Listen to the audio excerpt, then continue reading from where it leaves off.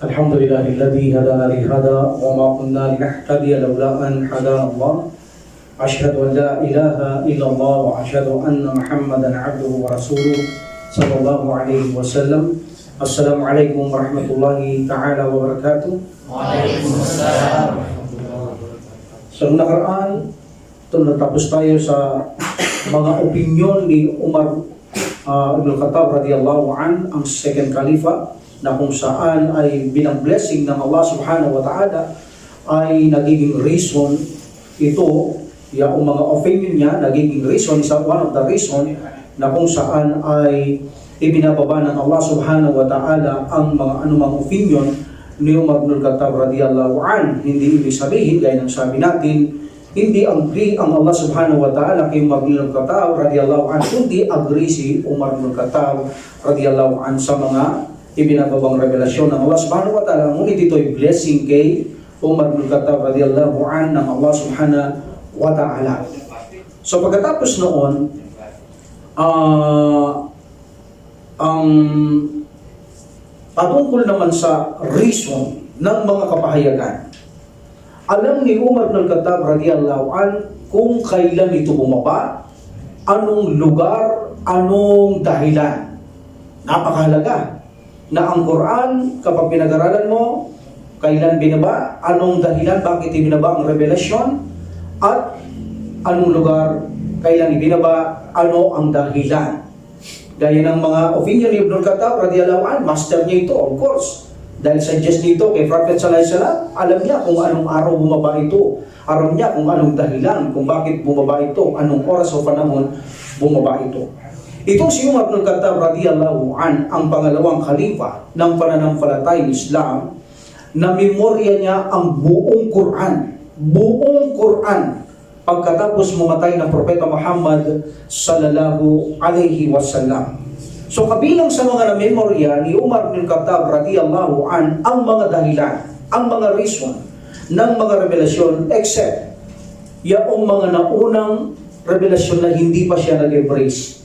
Ibig sabihin, magmula nung mag-embrace si Umar ibn Khattab radiyallahu an, alam niya na lahat ang mga reason kung bakit bumababa ang revelasyon, sa anong lugar, at anong panahon. Maliban sa mga hindi pa siya nag-embrace, of course, hindi niya narinig yun, kundi nabasa niya na lamang o nalaman nung siya mag-embrace. At nalaman niya na lamang ito sa pagtatanong ng propeta, pagtatanong niya kay Propeta Muhammad sallallahu alaihi wasallam kung anong dahilan, bakit bumagsak, doon niya lamang nalalaman. Ibig sabihin, hindi sa harapan niya, hindi sa riwa, nalalaman niya ito sa kanyang harapan habang bumabagsak ang revelasyon kay Prophet Muhammad sallallahu alaihi wasallam. So tinatanong niya ang Prophet sallallahu alaihi wasallam patungkol sa mga bagay na hindi niya naabutan. At kapag hindi niya naitanong kay Prophet Muhammad sallallahu alaihi wasallam, halimbawa patay na ang Prophet sallallahu alaihi wasallam, itinatanong niya naman sa mga sahaba kung ano ang dahilan ng mga bersikulo o ayat, bakit bumaba, anong dahilan, sa anong panahon, sa anong lugar. O minsan naman, naririnig niya ang mga sahaba na nagtatanong kay Propeta Muhammad sallallahu alaihi wasallam at tinatanda ni Umar bin Khattab radiyallahu an kung anong sagot ng Propeta Muhammad sallallahu alaihi wasallam. So ibig sabihin, si Umar bin Khattab radiyallahu an ay maalam din ito. That's why karapat-dapat siyang mamuno sapagkat isa siyang maalam sa pananampalatayang Islam after ni Abu Bakar.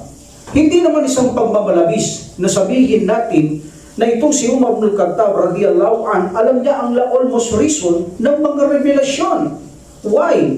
Because siya ay malapit kay Propeta Muhammad sallallahu alaihi wasallam, palagi niyang kasama ang Propeta Muhammad sallallahu alaihi wasallam, lalo na kapag may umpukan, may mga knowledge na pinag-usapan, hindi yan umaalis hanggat hindi tapos ang paghahanap ng kaalaman. Ganito sila karugtog sa pananampalatayang Islam, no? Kahit na puyat sila hating gabi, hanggat ang Propeta sallallahu alaihi wasallam nagle-lecture ito, nakikinig sila at walang umaalis sa kanila hanggat hindi tapos ang Propeta Muhammad sallallahu alaihi wasallam. So napag-aralan niya directly din ang mga reason, dahil sabi ko kay Propeta Muhammad sallallahu alaihi wasallam. So nagkaroon siya ng malalim na kaalaman sa mga dahilan ng mga revelasyon ng banal na Quran sapagkat nung siya pumasok, hindi siya umiwalay kay Prophet sallallahu alaihi wasallam, bumabagsak ang mga ayah kay Prophet sallallahu alaihi wasallam, raywa sa harapan niya, bumabagsak kasama niya ang Propeta Muhammad sallallahu alaihi wasallam. That's why, kung tatanungin mo si Umar bin Khattab radhiyallahu an, almost ang Quran, alam niya kung bakit ito bumagsak, ano ang dahilan, anong panahon, saang lugar, alam niya ni Umar bin Khattab radhiyallahu an. And one of the qualified ng mga namumuno ay maaalam sa Islam. Sila yaong karapat-dapat, no? So dito, hindi lang isa alam natin ang mga naging opinion ni Umar bin Khattab radhiyallahu anhu kay Prophet sallallahu alaihi wasallam na kanyang isinuggest na binagsakan ng Allah subhanahu wa ta'ala, na kung saan siya ang isa sa dahilan kung bakit ibinagsak ng Allah subhanahu wa ta'ala ang mga opinion ni Umar bin Khattab radhiyallahu anhu. Ito ay nagkataon. So ay blessing ito ng Allah subhanahu wa ta'ala sa kanya. Ang mga revelasyon sa Makkah at Madina magmula nung mag-embrace siya, alam niya ito. Like for example, in Quran in chapter 5 verse 3, Al-yawma akmaltu lakum dinakum wa atmamtu alaykum ni'mati wa raditu lakumul Islam. So sabi ng Allah subhanahu wa ta'ala, sa araw na ito ay pinili ko o pinahigit ko sa inyo ang relihiyon at kinumpleto ko ang aking pagpapala o biyaya sa inyo at pinili ko ang relihiyon nyo bilang Islam bilang inyong relihiyon. So sabi ng Umar bin Khattab radhiyallahu an, ito ay bumagsak in the night of Arafah, Friday. Night of Arafah, Friday. Sabi ni Umar ibn Khattab radhiyallahu an. So meaning, alam niya kung saan bumagsak ito. Night of Arafah. Meaning, paggawa ng Hajj, yung ikasyam na araw ng Hajj before the 10 days of Hijjah. So 9 days sa night of Arafah, bumagsak itong aya na ito, chapter 5, verse 3. Saan lugar? In the Arafah. So doon bumagsak. Another example ng magtalo ang isang lalaki, kapag sinabing ang rajulun, this is a sahaba, na pagkakatiwalaan ito. Okay? So minsan, itong isang sahaba at si Ali radhiyallahu anhu, sila ay nagtalo sa mimbar ng Propeta Muhammad sallallahu alaihi wasallam o sa tabing mimbar ng Propeta Muhammad sallallahu alaihi wasallam. Sabi ng isang tao sa kanya, wala akong pakialam, sabi niya. Pagkatapos kong mag-Muslimin, nagsasala siya, ginagawa niya mga obligasyon, meaning ito ay mga karagdagang gawain na akala niya sa kanya ay pinakamataas na gawain. Sabi niya, wala akong pakialam na kung saan pagkatapos kong mag-Muslim, ang gagawin ko, maliban sa mga obligasyon, ang gagawin ko ay ang pag-aalaga sa Masjid Al-Haram. Masjid Al-Haram. Sabi ni Ali ibn Abi Talib radhiyallahu an, mataas ang jihad kaysa sa mga yan. Kung ikukumpara mo, mataas ang jihad, sabi niya, for the sake of Allah subhanahu wa ta'ala, sabi ni Ali ibn Abi Talib radhiyallahu an. So dahil malakas ang kanilang tinig, nagtatalo sa harapan ng mimbar o sa mimbar ng Prophet Muhammad sallallahu alaihi wasallam, sabi ni Umar bin Khattab radhiyallahu an, huwag kayong magtaas ng tinig sa mimbar ng sugo ng Allah subhanahu wa ta'ala. Huwag kayong mag-alala. Itatanong ko pagkatapos ng sala natin ang inyong pinagtatalunan kung ano ang higit na mainam, yung bang pangangalaga sa Masjid Al-Haram o ang jihad sa landas ng Allah subhanahu wa ta'ala. And then, pagkatapos ng sala, itinanong ito ni Umar bin Khattab radhiyallahu anhu kay Propeta Muhammad sallallahu alaihi wasallam at bumagsak ang chapter 9 hanggang 19 to 22. At sinabi ng Allah subhanahu wa ta'ala, ang jihad ang siyang mataas sa mga ito. Ang jihad ang siyang mataas sa mga ito. That's why, alam din ito ni Umar bin Khattab radhiyallahu anhu kung saan bumagsak ito. Because mismo siya ang nagtanong kay Propeta Muhammad sallallahu alaihi wasallam, saang lugar? Sa Masjid Al-Madinah, sa mimbar ng Propeta Muhammad sallallahu alaihi wasallam. At alam niya ang araw, tiyak niya dahil siya ang nagtanong kay Propeta Muhammad sallallahu alaihi wasallam. At ang jihad na ito, sabi nga ni Abu Hurairah radhiyallahu an, kung ako ay magbabantay sa hangganan, kung ako'y gagawing bantay sa isang hangganan, for the sake of Allah, sa isang gabi, meaning the boundary, babantayin niya mga Muslim, siyang magbabantay sa boundary para hindi mapasok ng mga kaway for the sake of Allah. Sabi niya, mas kalugod-lugod sa akin ang gawin ko ito kaysa mag-Laylatul Qadar ako o magsala ng Laylatul Qadar sa Blackstone. Sabi ni Abu Hurairah, meaning talagang ang jihad, ito ay mataas. Alhamdulillah. Itong si Umar bin Khattab radhiyallahu an, dahil ang sabi natin, kapag hindi niya alam tinatanong niya ang Propeta Muhammad sallallahu alaihi wasallam, o minsan may nagtatanong sa mga sahaba na hindi niya alam, pinakikinggan niyang mabuti. Ganito siya kagutom sa kaalaman. Ganito siya kagutom sa kaalaman. Sa bagay mga lahat ng sahaba, gutom sila sa knowledge eh. Hindi sa panahon natin, no, tinatakasan natin ng knowledge. Marami ngayon ang tumatakas sa pag-aaral kaysa sa mga nag-aaral. Sa kanila no, hindi. Lahat sila ay sabik matuto sa pag-aaral. Kasi masarap sa Islam ang mayroong kang knowledge. Walang pinakamaligayang tao na maliban sa mga taong naiintindihan nila ang Quran at Sunnah. Hindi mo kayang pantayan o bayaran o tawaran ang kaligayahan ng mga taong naiintindihan nila ang Quran at ang Sunnah ng Propeta Muhammad sallallahu alaihi wasallam. So minsan, kapag hindi niya maaram ang isang bagay, tinatanong niya ang Propeta Muhammad sallallahu alaihi wasallam at ipaliliwanag sa kanya ng Propeta Muhammad sallallahu alaihi wasallam.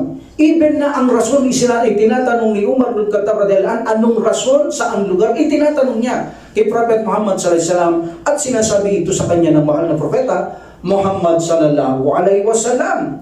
At minsan, gaya ng sabi ko, ang mga sahaba ay nagtatanong sila sa Prophet sallallahu alaihi wasallam na hindi niya naabutan noon at maririnig niya itatanong, makikinig siya at titiyakin niya sa kanyang sarili na ito ay makukuha niya ang kasagutan. At ito naman ay itinuturo ni Umar bin Khattab radhiyallahu an sa mga taong gustong matuto. Hindi niya ito ipinagkakait. Alhamdulillah.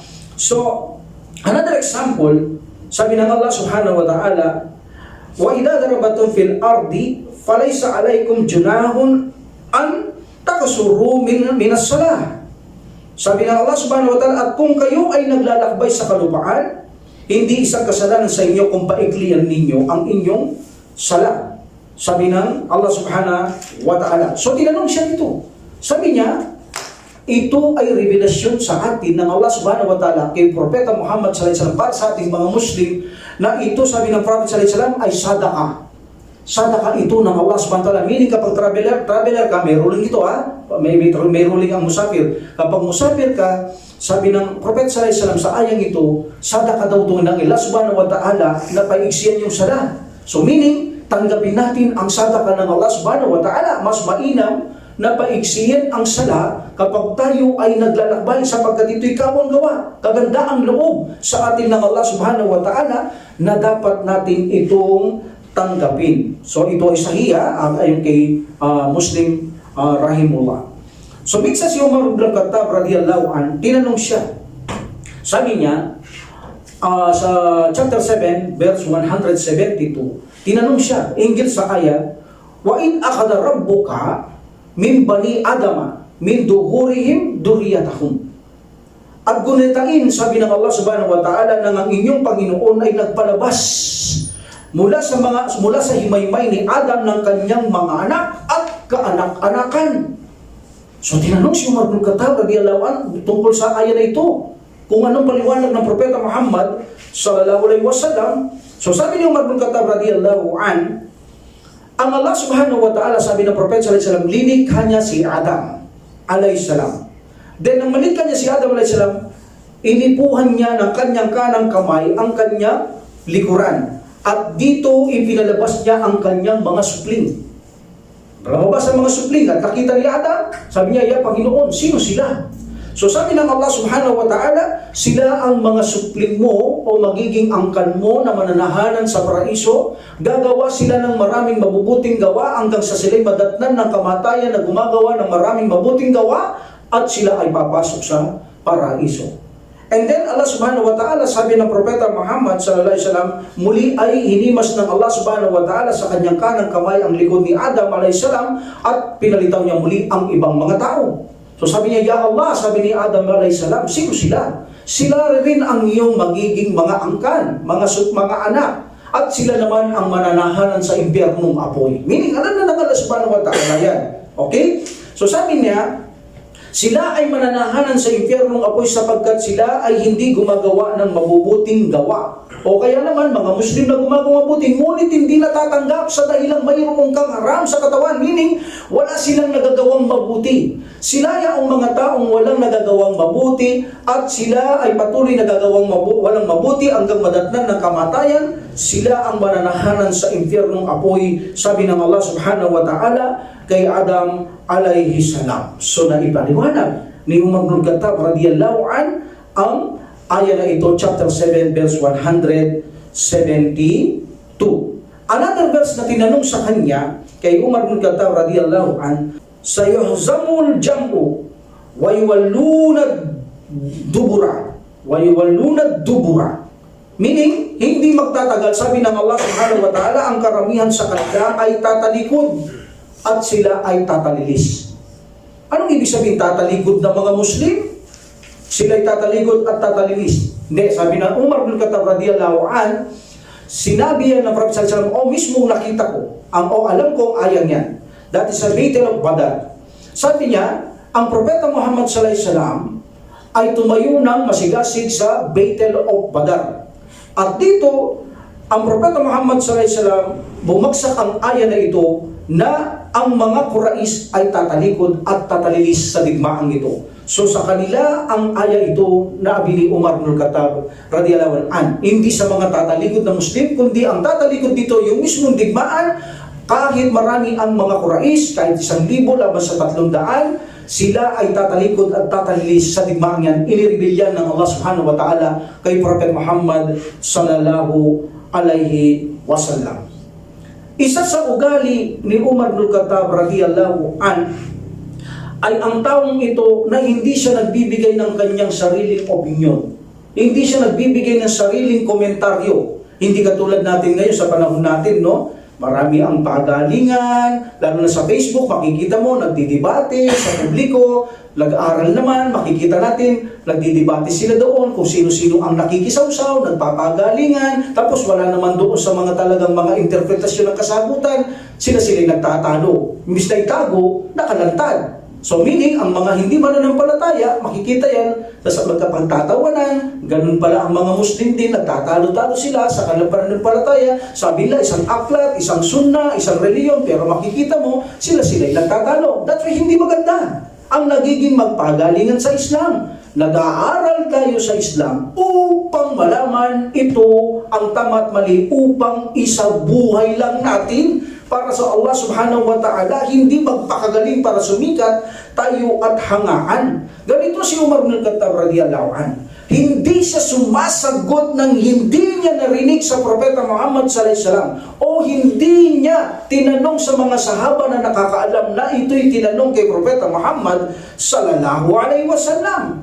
Like for example, in chapter 51, up 1 to 4 ayat. Unahin natin ang una. Sabi ng Allah subhanahu wa ta'ala, A'udhu billahi syaitanir rajim, Bismillahirrahmanirrahim, Wadariyati darwa. They say, what is dariyati? Hindi niya rin alam to. Kahit arabo sila, hindi nila alam to. Malalim ang Quran eh. Sabi niya, kung hindi ko narinig ito sa sugo, hindi ko sasabihin sa inyo. Dahil hindi ko alam. Ngunit narinig ko sa sugo kung ano ang ibig sabihin ng wadariyati darwa. Sabi niya, ito'y hangin. Hangin, meaning, ako'y nanunumpa, sabi ng Allah subhanahu wa ta'ala, sa hangin.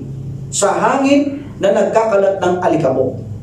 So, Ibn Ali radhiyallahu anhu, Tafsir Ibn Kathir rahimahullah, makikita nyo hangin sa kanya. So, sabi ni Umar bin Khattab radhiyallahu anhu, kung hindi ko narinig sa sugo, never kong sasabihin sa inyo. Hindi ko rin alam yan. What is dariyat? Hindi ko alam. Ngunit narinig kong directly sa sugo, dariyat is hangin, air. So sabi niya, kaya sinabi ko ito dahil narinig ko sa sugo. Kung hindi ko narinig, never ko sasabihin sa inyo. Hanggat hindi ko itanong sa aking mga kasamaan kung sino ang nakakaalam nito. Number 2, chapter 51, verse 1 to 3 to 4. Tinanong muli. Number 2 ayat. Falhamilati wikra. Sabi ng Allah subhanahu wa ta'ala, what is falhamilati? Sabi niya, ulap, clouds. Sabi niya, clouds, at sa mga ulap na nag-aangat ng mga mabigat na timbang ng tubig. Sabi niya, clouds. Ibn Ali, radiyallahu anhu ba? Clouds. So sabi niya, kung hindi ko lang narinig sa sugo na ito'y ulap, hindi ko rin sasabihin sa inyo. And then, sinabi nila, faljariyati yusra. What is faljariyati? Sumusumpang Allah subhanahu wa ta'ala, sabi niya, ito'y barko. Barko. Sabi niya, radiyallahu anhu ma, barko.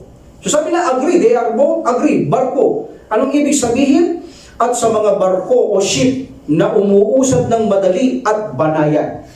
So number 4, chapter 51, verse 4 ayat, then sabi nila, what about the palmukassimati amra? So sabi niya, ito'y mga anghel. Narinig ko sa Prophet sallallahu alaihi wasallam, ito'y mga anghel, sa mga anghel na namamahagi ng mga ikabubuhay. Ulan. Di ba? Alam natin, may tagapagbuntay sa mga yan. Sa ulan, sa mga ulan. Mikael, sa mga kabuhayan, sa mga trompa, sa horn. Meron sa mga yan, di ba? So, tinutukoy dito, sabi ni Umar bin Khattab radiyallahu an, wal muqassimati amra, at sa mga anghel na namamahagi ng mga ikabubuhay, meaning ulan at iba pang mga biyaya sa pag-uutos ni Allah subhanahu wa ta'ala. And also, Ali sabi niya, yes, ito ay mga anghel. So meaning, sabi ni Umar bin Khattab radiyallahu an, kung hindi ko lang narinig yan sa sugo, hindi ko sasabihin sa inyo.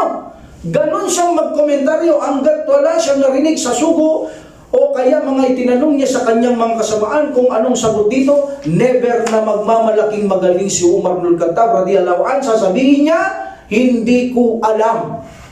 At kapag umalis ang tao na hindi niya alam, sasabihin sa sarili niya, proud siya, Allahu Akbar. Si Umar, tinanong, hindi niya alam. Alhamdulillah. Meaning, hindi sila manlulokong tao.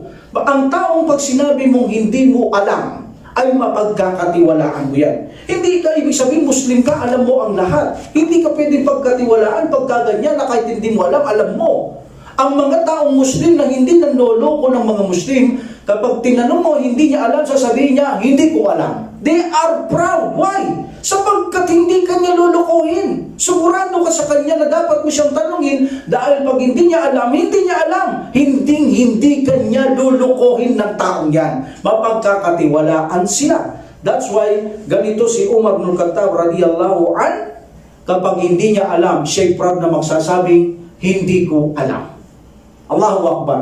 Okay? Now, itong si Umar bin Khattab radiyallahu an, kapag hindi niya alam, o halimbawa patay na ang Propeta Muhammad sallallahu alaihi wasallam, kapag hindi niya alam, magtatanong siya sa mga sahaba kung ano yung mga naunang mga ayat na hindi niya naiintindihan. Dahil wala na Prophet sallallahu alaihi wasallam sa kanilang mga kasamahan niyang sahaba, siya ay magtatanong. Magtatanong itong si Umar bin Khattab radiyallahu an. Like for example, ang sinabi ng Allah subhanahu wa ta'ala in chapter 2, verse 200, ay as far as I know, 66.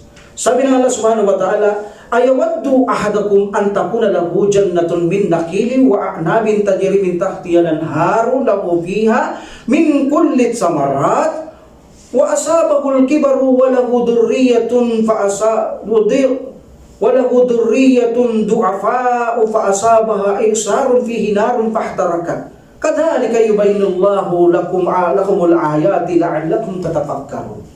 So sabi ng Allah subhanahu wa ta'ala, mayroon ba sa inyong naghahangad na magkaroon ng mga halamanan na sagana sa mga palmera at mga ubasan na ang mga ilog nito ay nagsisidaloy sa ilalim nito at ang lahat ng huri ng bungang kahoy para sa kanya ay naririto. At habang siya ay sumapit sa katandaan at ang kanyang mga anak ay mahihina, hindi makatulong makapangalaga sa kanya, at ang ipo-ipo ng maapoy ay humaplit sa kanyang halaman at ito ay nasilaban. Kaya't sa ganito namin ipinapaliwanag ni Allah, ganito pinaliwanag ni Allah ang kanyang aya sa inyo upang kayo magkaroon ng pagmuni-muni.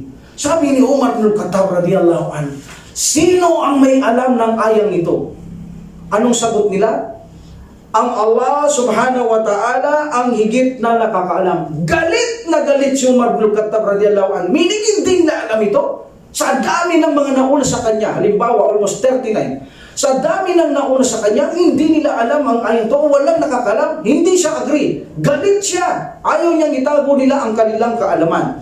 Until si Ibn Abbas radiyallahu anhu ay nagsalita. Sabi niya, mayroon akong idea, Amir Mu'minin. Sabi niya, sabihin mo, sabi niya, o anak ng aking kapatid, huwag mong maliitin ang iyong sarili, sabi niya. Sabihin mo, ito ay patungkol sa isang gawa. Patungkol ito sa isang gawa. Anong gawa? Sabi ni Umar bin Khattab radiyallahu an, Sabi ni Ibn Abbas radiyallahu an, isang gawa na kung saan isang taong mayaman na naging masunurin sa Allah subhanahu wa ta'ala. Sa tagal-tagal ng panahon na naging masunurin siya sa Allah hanggang sa naging matanda na siya, dahil si Satan ay lumapit sa kanya hanggang siya tustusan ni Satan at makagawa ng kasalanan, nawasak ang lahat ng kanyang mabubuting gawa. Sabi ni Ibn Abbas radiyallahu an, ang sabi ni Umar bin Khattab, yes, nagsalita ka ng katotohanan, sabi niya. Meaning, ang mga tao na tatlo ito. Number 1, kafir. Number 2, yung gumagawang mabuti. Siyempre, yung kafir gumagawang mabuti, hindi yan tinatanggap ng Allah subhanahu wa ta'ala. Number 2, yung mga hypocrites, hindi rin tinatanggap ng Allah subhanahu wa ta'ala. Number 3, yung mga Muslim na gumagawa ng mabubuti, and then finally, sa bandang huli, gumawa siya ng paglabas sa Islam, either major kufur or major shirk, at siya ay hindi na makagawang muli ng magagandang gawa dahil sa kanyang katandaan na at nadatnan na ng kamatayan. At sa ganito ang kanyang mga supling ay hindi makatulong sa kanya, even na sa kabilang buhay, hindi siya matutulungan ng mga ito. Sabi ni Ibn Abbas radhiyallahu an, iyan ang paliwanag ya Amir Mu'minin. So sabi ni Umar bin Khattab radhiyallahu an, ikaw ay nagsalita sa akin ng katotohanan. Tama nga naman. Sabi niya, ang sino mang mamatay na sa labas ng bakod ng Islam, Muslim man o hindi, gumawa man mabuti na tinanggap ng Allah, at siya dumating si Shaitan, at si Shaitan naudyukan niya ng gawaing paglabas sa Islam, nabura ang lahat ng gawa at namatay, walang makakatulong. Meaning, ang matandang ito na gumawa ng mabuting gawa, hindi na makakabalik dito para gawin muli ang mabubuting gawa, at ang kanyang mga anak ay walang lakas para matulungan siya, kahit sa kabilang buhay ay hindi tutulungan ang taong ito. Kaya, meaning, ingatan ang paglabas sa Islam na hindi makalabas ang isang Muslim na mananampalataya sa pamamagitan ng pagiging masunurin sa Allah subhanahu wa ta'ala. Alhamdulillah. Another. So minsan si Umar bin Khattab ay nagbigay ito ng opinion. Nagbigay ng opinion si Umar bin Khattab radiyallahu an, alladina idha asabatum musibatun qalu inna lillahi wa inna ilaihi raji'un. Ulaika alaihim salawatun min rabbihim wa rahmah wa ulaika humul muhtadun.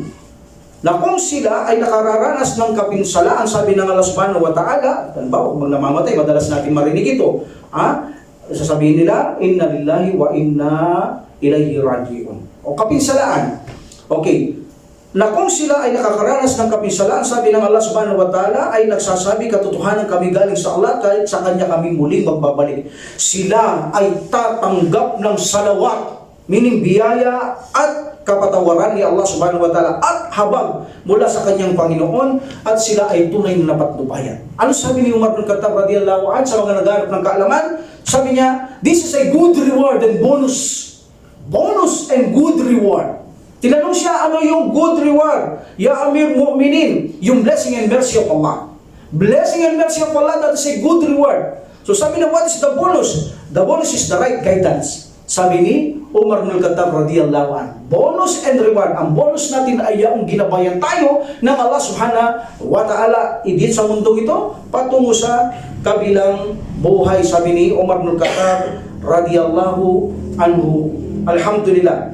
Another na sinabi, ya ayuhan nasu, magarraka bi rabbikal karim.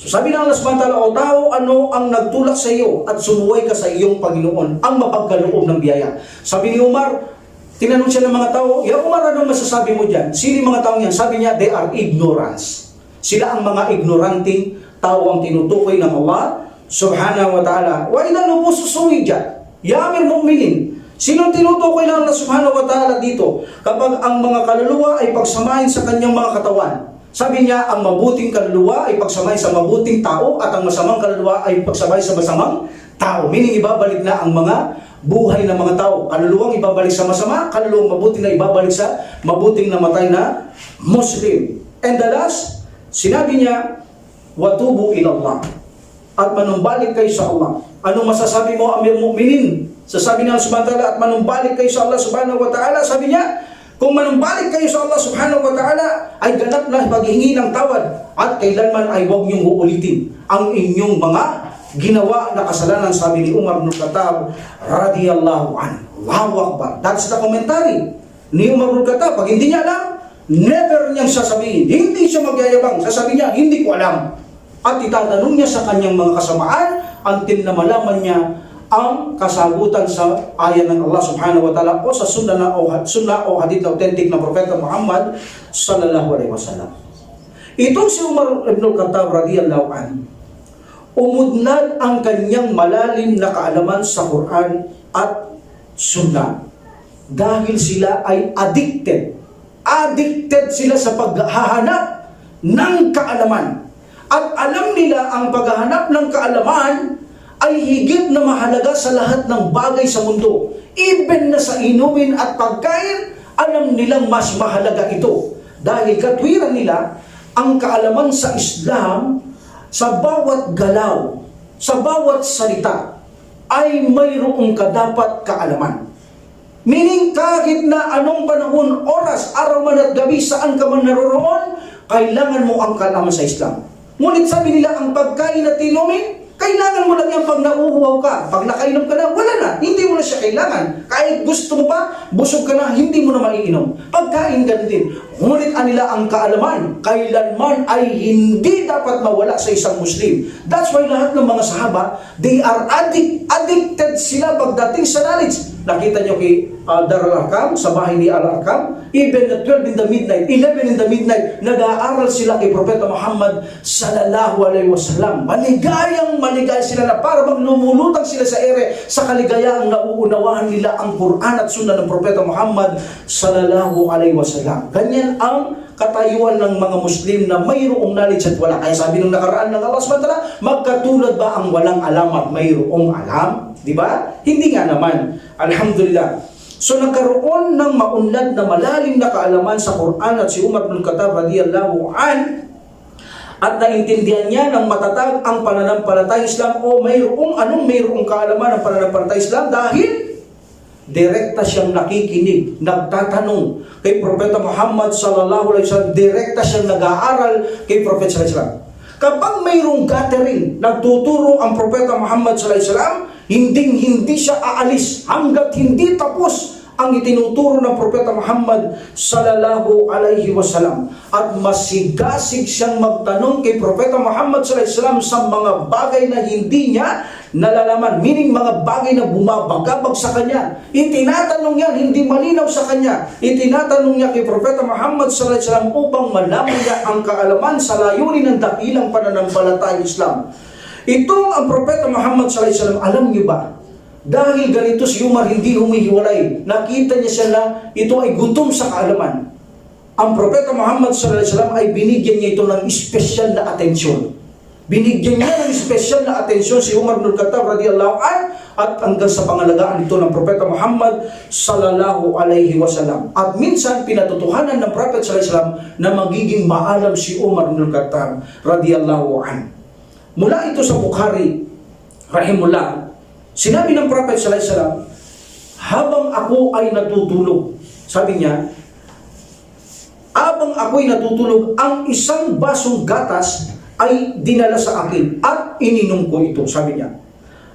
At pagkatapos kong uminom, ang basa nito ay lumalabas sa aking mga daliri, sabi ng Propeta Muhammad sallallahu alaihi wasallam. Then ang aking tirang gatas ibinigay ko kay Umar bin Khattab radiyallahu anhu. Ang mga tao nagtanong, sabi nila, Ya Rasulullah, ano po ang interpretasyon diyan? This is a knowledge.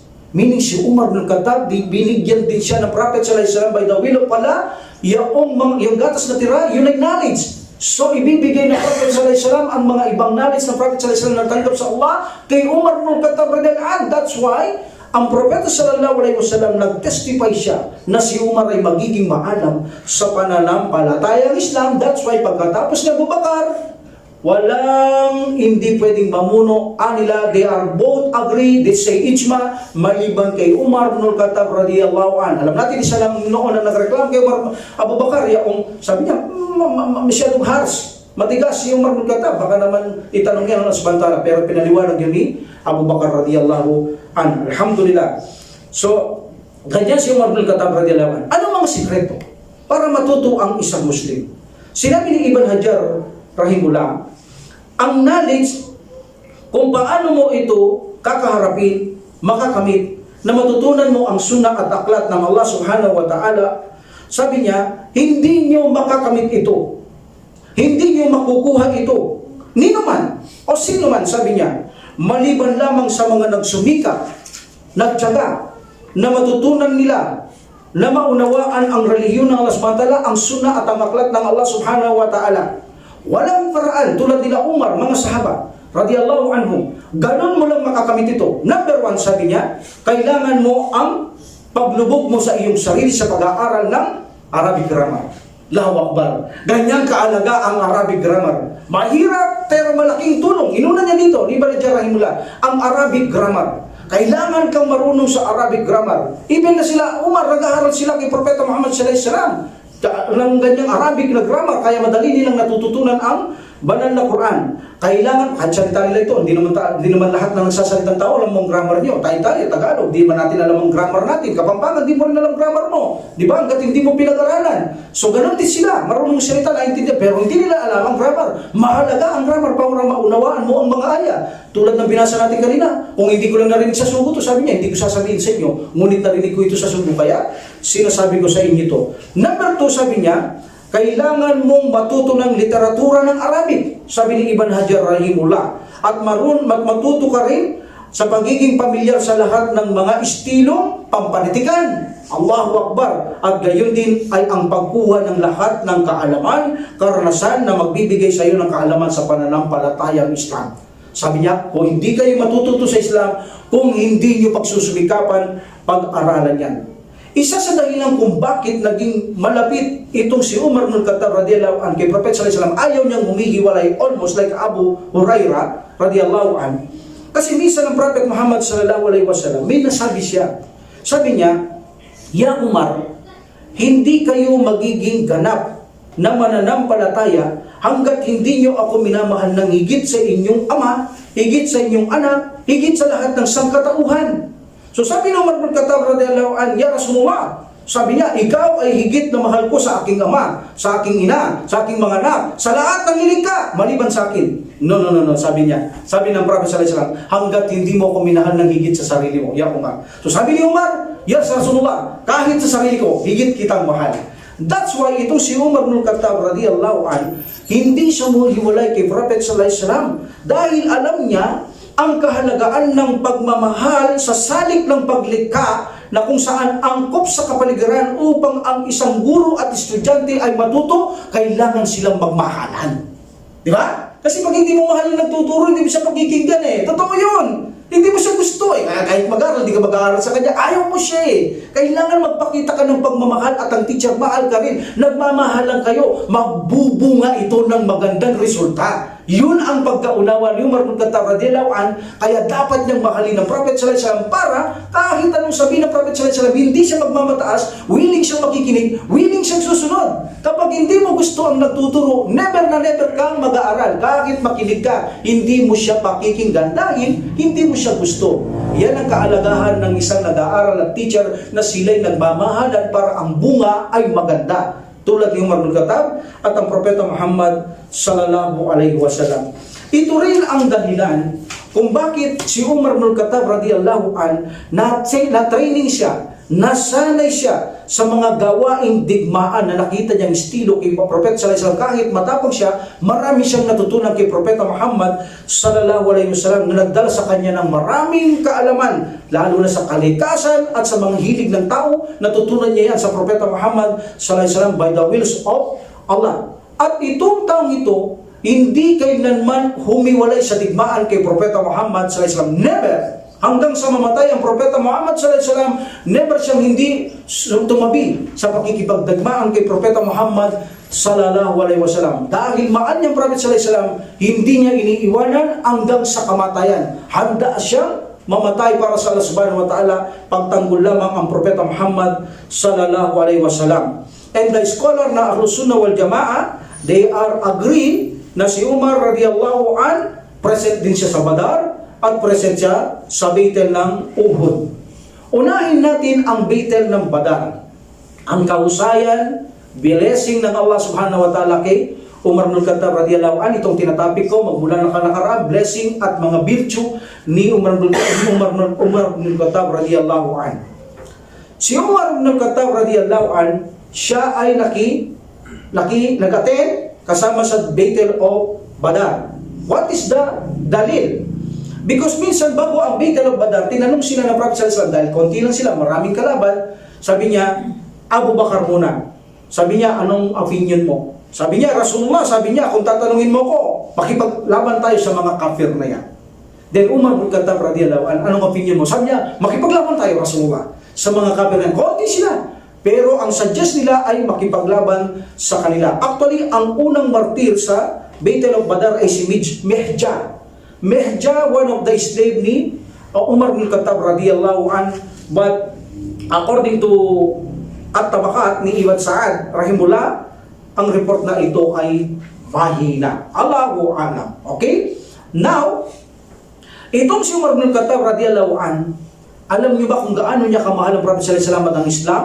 Pinatay niya sa panahon ng digmaan ng Badar ang kanyang tiyuhin sa ina, kapatid ng kanyang ina. Pinatay niya ito sa Battle of Badar. Si Al-As ibn Hisham, pinatay niya ito. Wala siyang pakialam, sabi ni Umar bin Khattab radhiyallahu anhu, wala akong pakialam sa kamag-anakan kung kumakalaban sa Islam.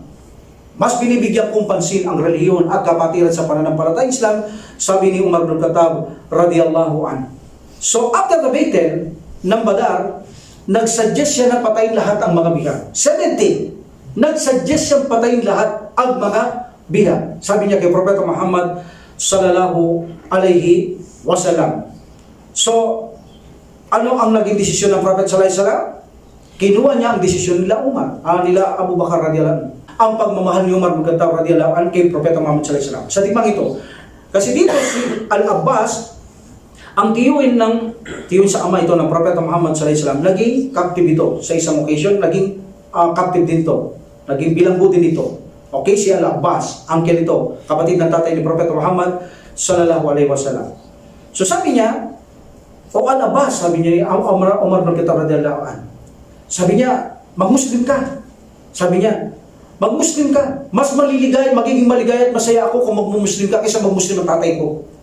Bakit ko sinabi? Sabi niya, dahil mas gusto kong maging maligayang sugo kaysa sa akin. Dahil mahal ko siya. Dahil alam ko, gusto ka ng Propeta Muhammad sallallahu alaihi wasallam na mag-Muslim.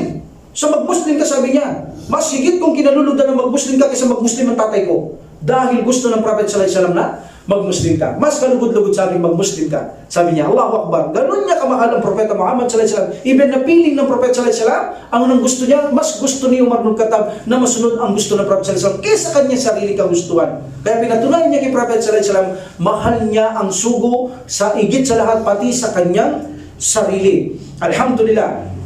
Isa na rin dito, alam natin sa mga naging captive nila ay sa Badar ay si Suhail ibn Amir. Naging Muslim din ito. Suhail ibn Amir radhiyallahu anhu. Sabi natin radhiyallahu anhu dahil ito ay naging Muslim din. Dito hindi pa.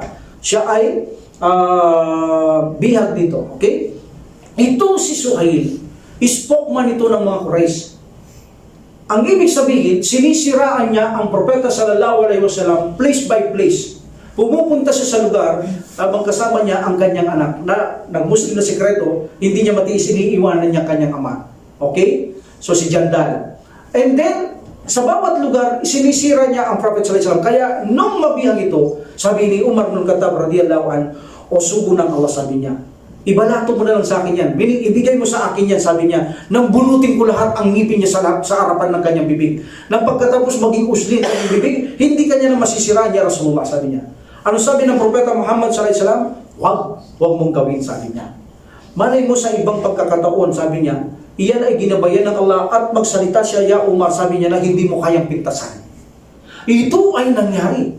Nung nag-Muslim na ang Propeta Muhammad sallallahu alaihi wasallam, nag-Muslim na ito, ginabayan na ito ng Subhanahu wa Ta'ala, at namatay ang Propeta Muhammad sallallahu alaihi wasallam, ang mga tao sa Madina ay almost gusto na nilang tumalikod. Sa pamamagitan niya ni Suhail ibn Amir radhiyallahu anhu, sabi niya, naging matatag lang ba kayo nung buhay ang sugo ng Allah? Nag-Muslim lang ba kayo nung buhay ang sugo ng Allah? Pagkamatay niya, inais niyo tumalikod? Ang sino mang tatalikod, papatayin ko! Sabi niya, Allahu Akbar. So hindi mo na kayang pintasin ito. Sinabi ng Prophet sallallahu alaihi wasallam, hindi mo kayang pintasin ito. At ang mga taong ito ay hindi tumalikod. Inatras nila ang kanilang pagpaplano na tumalikod sa pananampalatayang Islam. Allahu Akbar. Alhamdulillah. So, itong si Umar bin Khattab radiyallahu an, inanarrates niya, bago ang digmaan sa Badar, sinabi ng Prophet sallallahu alaihi wasallam, mamamatay dito sa lugar na ito si ganito, mamamatay sa ganitong lugar ito, mamamatay sa ganitong lugar, mamamatay sa ganitong lugar. After that, sabi ng Umar bin Khattab radiyallahu an, lahat ng namatay na sinabi ng Prophet sallallahu alaihi wasallam, kung saan mamamatay ang mga pinuno ng Quraysh, alhamdulillah, sabi niya, Allahu Akbar, accurate na accurate ang mga lugar na kanilang kinamatayan na sinabi ng Prophet sallallahu alaihi wasallam bago pa ang digmaan, sinabi na niya kung saan mamamatay ang mga taong to, until finally ipinatapon niya ito sa balon. At sinabi ng Propeta Muhammad sallallahu alaihi wasallam, nakita niyo na ba ang pangako ng aking Panginoon ay totoo? Ako'y nakita ko na at ang pangako ng aking Panginoon ay totoo. Ya Rasulullah, narinig ka ba sila? Sabi ni Umar bin Khattab radhiyallahu anhu. O Umar, sabi niya, ang kanilang pandinig sa ngayon ay higit na matalas kung paano mo ako narinig. Meaning, nakaririnig ba ang bangkay o patay sa mga buhay? Hindi. Ito ay pansamantalamang binigyang buhay ng Allah subhanahu wa ta'ala para marinig ang Prophet Muhammad sallallahu alaihi wasallam, but actually hindi naririnig ng patay kahit sa kanilang libingan ang mga taong nagsasalita. Ito ay akida. So hindi ko sasama dito ito. So meron na akong akida niya ni Sira lesson 6. Tinira ko na ito, pinaliwanag ko na kung ang patay nakaririnig sa kanilang libingan, meron na kayo doon. At sa hintay nyo sa akida, maaaring muli ay bigyang kumpaksa ito kung nakaririnig ba ang mga patay sa kanilang libingan sa mga nananawagan na mga buhay. Dito lumilito kasi narinig siya, patay na ito, narinig ang Prophet sallallahu alaihi wasallam, pero sabi ng Prophet sallallahu alaihi wasallam, sabi ng mga scholar, ito ay posibilidad na binigyan lang pansamantalang buhay ng Allah. Alam naman natin, kahit bigyan ng buhay ng Allah, gusto niyang bigyan buhay, pansamantalang para marinig lamang ang Prophet Muhammad sallallahu alaihi wasallam. Alhamdulillah ala nusul. Alhamdulillah. Now, pagpapatuloy natin sa buhay ni Umar bin Khattab radiyallahu anhu. Itong si Umar bin Khattab radiyallahu anhu, mayroong nag-usap doon sa Kaaba pagkatapos ng Badar, tinapon ang mga pinuno sa balon, nandoon sa Kaaba si Safwan. Nandoon si Safwan ibn Wahab at ibn Umayyah at si Umayr ibn Wahab. Dalawa sila. Doon sila sa Kaaba, sa Hijir. Sabi ng isa, Umayr, alam mo Safwan, sabi niya, kung wala lang akong utang at nangangamba sa pamilya ko na malang maiiwan sa kanila, paano sila mabuhay? Pupunta ko sa Madina ang Prophet sallallahu alaihi wasallam, papatay ko yan. Ano sabi ni Safwan? Dahil gusto niyo makaganti, gusto niyo mamatay Prophet sallallahu alaihi wasallam. Okay, sabi niya, Umayr, gawin mo ang gusto mo. Akong bahala sa lahat ng utang mo. Bumalik kang buhay o patay, bayad ang utang mo. At akong bahalang mga sa mga pamilya mo. That is a deal. Then bumunta ito si Umayr ibn Wahab sa Madina. Dala niya ang kanyang espada, may taling nakasabit sa kanyang leeg. Alam natin ang pakiramdam ni Umar bin Khattab radhiyallahu anhu, malakas ito pagdating sa nakikita niya action mo, malakas tulad nung nakaraan yung kapatid nila Abu Jahal, di ba? Sabi niya, hindi ako duda ko sa mga dalawang yan. Tuturuan ka lang tumalikod sa Islam. Sabi niya, huwag kang tumuloy. So dito nakita niya na naman itong si Umayr ibn Wahab na bumaba sa kamelyo. Pagpasok niya sa pintuan ng masjid, nakita niya ang espada. Ni Umar bin Khattab, nakita niya kanyang espada, nakasabit may tali siya sa leeg. Sabi niya, ni Umar bin Khattab radhiyallahu anhu, ito ang aso na kaaway ng Allah. Ito ang aso na kaaway ng Allah subhanahu wa ta'ala, at ito ay walang layunin kundi ang gumawa ng masama. Dito dahil kilala niya ito eh. Dahil ang taong ito, sabi niya, siya ang isa sa mga nanghahamak sa Makkah sa mga kamusliman, at itong taong to ang dahilan kung bakit nagkaroon ng sagupaan sa Baitul Badar, ito si Umayr ibn Wahab. Kaya ito'y aso at kalaban ng Allah at walang layunin maganda ito maliban sa masama. Then meaning, tumakbo ito si Umar bin Khattab radhiyallahu anhu kay Propeta Muhammad sallallahu alaihi wasallam. Sabi niya, ya Rasulullah, sabi niya, nandito si Umayr ibn Wahab, nakita ko ang espada niya na nakasabit sa kanyang gilid, may nakatali sa kanyang leeg. Iminig tali hanggang sa sabitan ng kanyang kalasag ng kanyang espada. Sabi ng Prophet sallallahu alaihi wasallam, dalhin niyo sa akin. So dito si Umar bin Khattab radhiyallahu anhu ay pinuntahan niya ito. Antimano sinakmal na yung tali sa likod. So nakasakal siya, hindi makaporma. So, ganawa talaga ni Umar bin Khattab radhiyallahu anhu para hindi makapiglas, baka bigla niyang ispadahin ng Propeta Muhammad sallallahu alaihi wasallam. Hindi lang yun. Tinutusan niya ang mga isbang sahaba na puntaan ng Prophet sallallahu alaihi wasallam, suportahan ang Prophet sallallahu alaihi wasallam dahil hindi siya tiwala sa taong ito na dumating. So, dinala ni Umar bin Khattab radhiyallahu anhu, sakal-sakal sa leeg itong si Umayr ibn Wahhab. And then sabi ng Prophet sallallahu alaihi wasallam, bitawan mo. Then sabi niya, sabi ni Prophet sallallahu alaihi wasallam, ano ang kailangan mo? Bakit ka naririto? So bumati muna ito, sabi niya, good morning, sabi niya, no? Good morning. Ano imo sabahan? Okay? Dahil ba naman sabahul kaya? So sabi ng Prophet Muhammad sallallahu alaihi wasallam, mayroon kaming higit na magandang pagbati. Sabi niya, na binigay sa amin ng Allah subhanahu wa ta'ala na magiging pagbati sa paraiso, yung salam. So timano, dinawa siya ng Prophet Muhammad sallallahu alaihi wasallam. So sabi niya, tinatanong kita, Umayr. Sabi niya, ano ang dahilan kung bakit ka narito? Sabi niya, mayroon daw siyang prison doon na hindi alam, hindi sinabi kung kamag-anak ka, sabi gusto niya, pakitunguhan niyong mabuti, sabi niya. Pakitunguhan mabuti sino? Yung balak ko sanang makatakas, makatubusin, ngunit walang pagtubos, pakitunguhan niyo na lang siya ng mabuti. Hindi yun ang dahilan mo, sabi ng Prophet sallallahu alaihi wasallam. Ano yung espada mo yan? Ay, itong espada kong to, sabi niya, walang kwentang espada ito. Walang kwentang espada, walang may tutulong sa akin itong espada ang dala-dala kong ito, sabi niya. Sabihin mo ang totoo. Kung ayaw mo, ako magsasabi ng totoo. Sabi niya, anong sasabihin mong totoo sa akin? Pumunta ka rito para patayin mo lamang ako. Noong bago ka pumunta rito, sabi niya, nag-uusap kayo ni Safwan na sinabi mo sa kanya, kung hindi lang sa utang mo at sa pamilya mo, pupunta ka para patayin mo ko. At pumayag si Safwan na siyang garantor na bayaran ng utang mo, kung mamatay ka o mabuhay ka, babalik ka doon na walang utang kasama pamilya mo. Kung mamatay ka, siya ang mga ngalaga sa pamilya mo, siya ang tutustos sa pamilya mo. Ano sabi niya? Asyhadu an la ilaha illallah wa asyhadu anna Muhammad Rasulullah. Nagsiksi siya. Sabi niya, alhamdulillah, pinapunta ako ng Allah subhanahu wa ta'ala para pumatay lang ng tao rito. Ngunit ang pinalit niya, ginabayan niya ako sa pananampalataya. Allahu Akbar, alhamdulillah, sabi niya. Alhamdulillah, sabi niya, ito ang kapalit ng aking pagpunta rito na ako'y gabayan ng Allah subhanahu wa ta'ala. Noong una, yasugo ng Allah, sabi niya, kami hindi naniniwala sa mga balitang tinatanggap mo sa kalangitan. Ngunit ngayon, sabi niya, walang tao maliban kay Safwan at sa akin na nag-usap kami sa Hijr doon sa Kaaba. Walang nakakaalam. Pero paano mo na naman? Meaning, ya Rasulullah, tumatanggap kang tunay ng revelasyon sa nakakaalam ng lahat ng bagay. Alhamdulillah. Then sabi ng Prophet sallallahu alaihi wasallam, turuan niyo siyang magsala at palayain niyo yung gusto niyang sinasabi niyang pakitungan natin mabuti, bigay niyo sa kanya at palayahin niyo siya.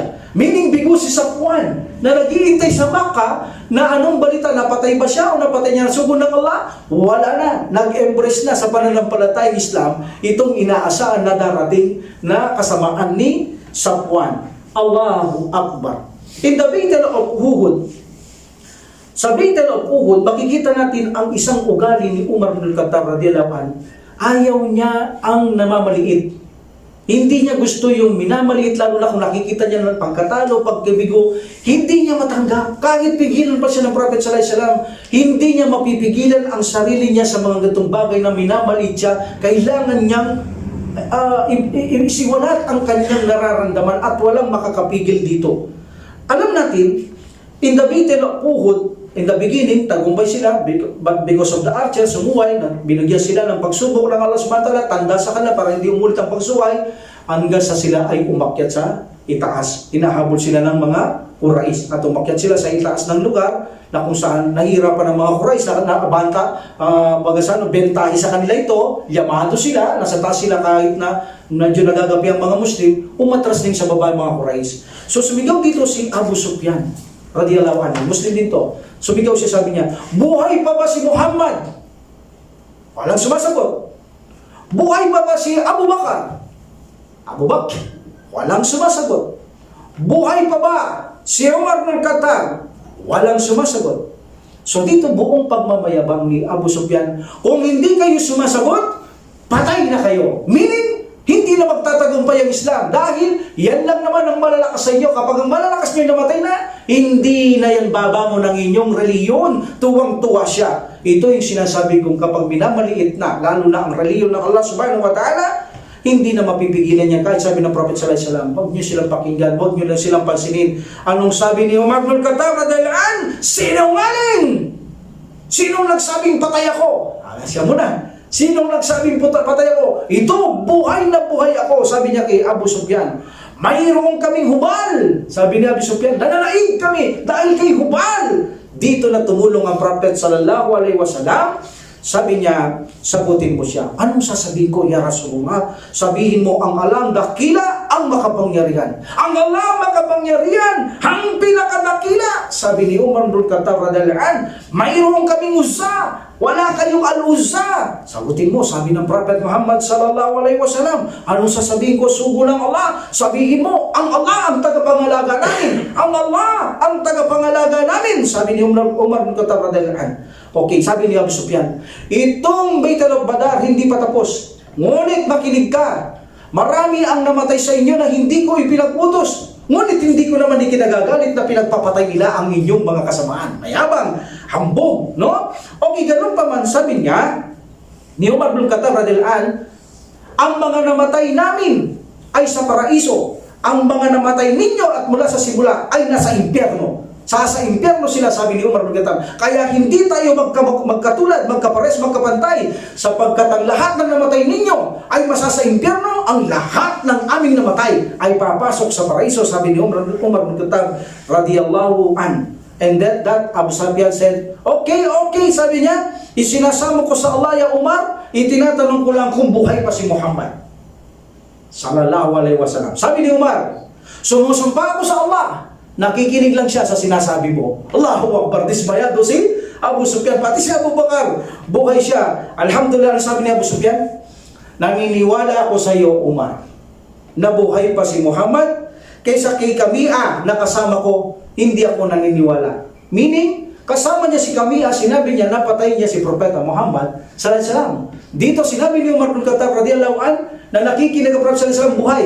Naniniwala ko sa iyo, sabi niya, kay Umar kaysa kay Kamia. Meaning, sinungaling to. Hindi niya napatay ang Propeta Muhammad sallallahu alaihi wasallam. Allahu Akbar. So dito sa pangyayaring ito, kung pag-aaralan niyo ang kasaysayan ng Prophet sallallahu alaihi wasallam sa sira o sa kanilang biography ng mga kalipa, lumilitaw kahit na ang mga Quraysh, alam nila ang mga taong tatlong ito ang pinakamalakas na tao sa mga Muslim sa panahon nila. That's why naniniwala sila kahit Quraysh, pagkatapos ng Prophet sallallahu alaihi wasallam, ang mamumuno ay si Abu Bakar. At pagkatapos ni Abu Bakar, ang mamumuno ay si Umar bin Khattab radhiyallahu anhu. At ito ay nangyari nga. Allah Akbar, alam din nila kung gaano sila nakakatulong sa pananampalatayang Islam, gaano sila katapat, katatag, gaano sila kaalam sa pananampalatayang Islam. Alhamdulillah. Now, in Baitul Mustalaq, nakikita niyo yung husay ni Umar bin Khattab radhiyallahu anhu, nakikita niyo yung ugali niya. Okay. In Baitul Mustalaq, ito ay nangyari na kung saan sinabi ni Jabir ibn Abdullah al-Ansari radhiyallahu anhu, sabi niya, may isang muhajirin na sinipa ang isang ansar. At ang ansar ay tumingi ng tulong. Okay? Sa mga kanyang kapwa ansar ito sa Madina, muhajirin, yung mga naglabay sa Makkah papuntang Madina. Sabi niya, tulungan niyo ako. Sabi niya, ang muhajirin ay sinipa niya ako, sinaktan niya ako. Ang Prophet sallallahu alaihi wasallam nagalit siya. Pinuntahan sila. Sabi niya, alam niyo ba, tribalismo ito eh. Hindi maganda ang tribalismo, sabi ng Prophet Muhammad sallallahu alaihi wasallam. Hindi inutos sa atin ang tribalismo. Magkakapatid kayo sa pananampalataya. Narinig ito ni Ubay bin Salul. Abdullah ibn Ubay bin Salul. So nung marinig niya ito, ibinagsak ang aya na kung saan humul ladina yaquluna la tulfiku ala ma inda Rasulillah hatta yanfadu. Then yung isa, may kasunod tayo, yung isa, sinabi niya, at pagdating natin sa Madina, palalayasin ng isang mataas na kalagayan, kapita-pitagan, ang mababa. Meaning palalayasin daw ni Ubay, hipokritong ito, ang siyang mataas, kapita-pitagan, ang mababa, ang Propeta Muhammad sallallahu alaihi wasallam. So, nag-reveal ito. Nag-reveal ng Allah subhanahu wa ta'ala. Sinabi kasi kay Prophet sallallahu alaihi wasallam na sinabi nito ni Abdullah ibn Ubay Salul, pero ayaw maniwala ng Prophet sallallahu alaihi wasallam. So, binagsak ito kasi nag-deny ito si Abdullah na hindi niya sinabi ito. Binagsakan siya ng aya ng Allah subhanahu wa ta'ala. Bakit niya sinabi? Dahil nasaktan daw yung ansar sa isang muhajirun. In another occasion, sinabi ng Umar bin Khattab radhiyallahu anhu, sabihin mo ya Rasulullah kay Abbad ibn Bishr, napatay niya si Abdullah. Ibn Ubay bin Salul, sabi niya, sabi na Prophet sallallahu alaihi wasallam, hindi ko gagawin yan, sabi niya, sapagkat baka sabihin nila ang sugo ng Allah ay pumapatay ng kanyang mga kasamahan. So hindi ko yan gagawin, sabi niya. So alam niyo, itong si Ubay bin Salul, sabi ni Umar bin Khattab radhiyallahu anhu sa isang report, sugo ng Allah, ibigay mo sa akin ang ipokritong yan para ito ay pugutan ko ng leeg, para patayin ko na yan. Okay.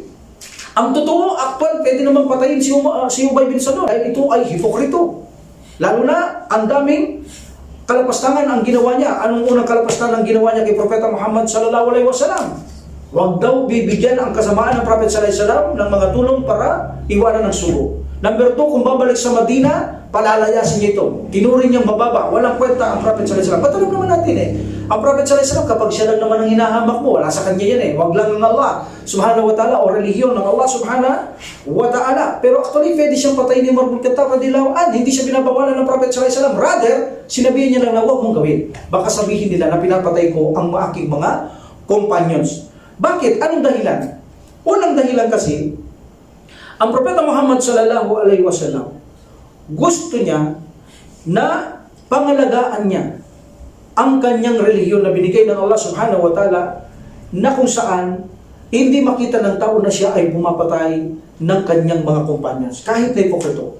At higit dito, ayaw ng Prophet sallallahu alaihi wasallam, hindi alam ito ni Umar bin Khattab na ang mga Quraysh, kapag pumatay ang Prophet sallallahu alaihi wasallam ng isang hipokrito at magkakaroon ng hidwaan, magkakaroon ng gap, magsasamantala ang Quraysh na pasukin mismo ang Madina dahil alam nilang mahina sila at hindi nagkakasundo. So hindi ginawa ng Prophet sallallahu alaihi wasallam para hindi matris ng mga mga Quraysh na ang mga Muslim ay nagkakawatak-watak. So hindi ginawa ng Prophet sallallahu alaihi wasallam, meaning nagkakabuglod-buglod pa rin sila.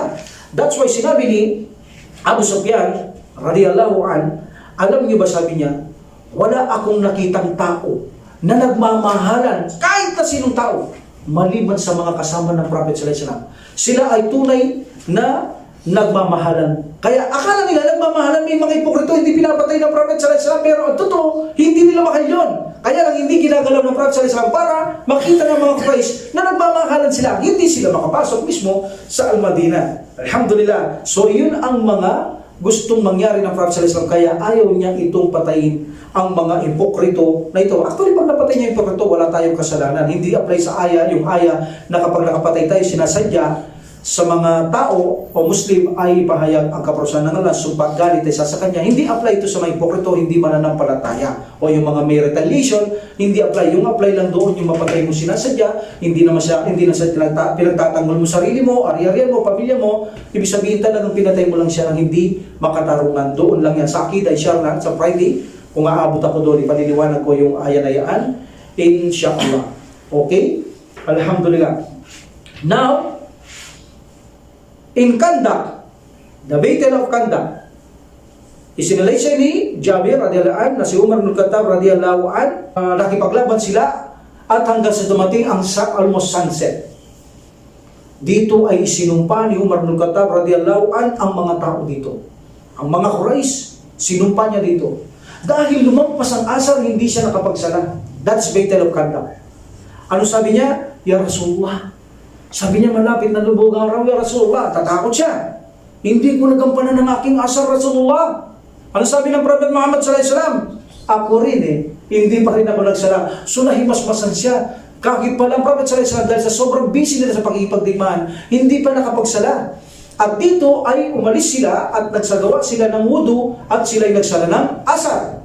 At ang asar na ito nasa time na ng Maghrib. At pagkatapos ng Maghrib, nagsala sila ng Maghrib. Sapagkat hindi pa sila ng Maghrib, asar muna. In the time of Maghrib, tapos na Maghrib, Maghrib. So meaning, maaari tayong magsala na kapag nakalimutan natin, kahit na ito ay Isha na o Maghrib na, hindi tayo nag-asar, Maghrib na, mag-asar muna tayo. Then pagkatapos Maghrib, hindi mag-Maghrib ka tapos mag-asar ka, kasi may ganung patwa. Ito ay lubhang taliwas sa tinuro ni Jibril alayhis salam kay Prophet sallallahu alaihi wasallam kung paano ang arrangement ng sala. Hindi pwedeng pupunta ka rito tapos babalik kang paatras. Walang ganung sala. Kaya ang ginawa nila, nag-asar muna kahit na time ng Maghrib at saka sila ng Maghrib. We will stop here.